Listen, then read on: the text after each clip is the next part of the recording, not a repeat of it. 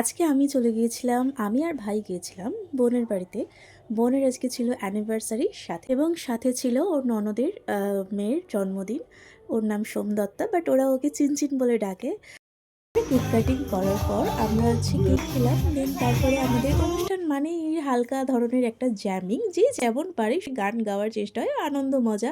দেন তারপরে ডান্স, খাওয়া দাওয়া তো আছেই। তো ভিডিওটা দেখতে থাকো, আবার আশা করছি তোমাদের ভিডিওটা ভালো লাগবে। पैगाम लाती है तेरे दिल की धड़कन भी तेरे गीत गाती है। শিল্পী মানসীদিকে মানসীদি, the stage is yours. পথ ধরে আমার ভিতর বাহিরে।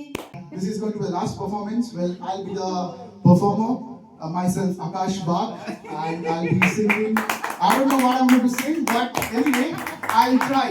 Okay.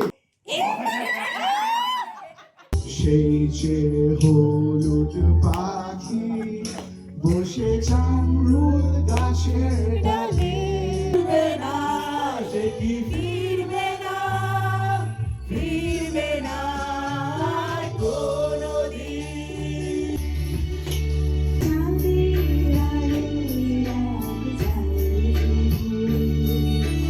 তাহার মতো তুমি করো না কেন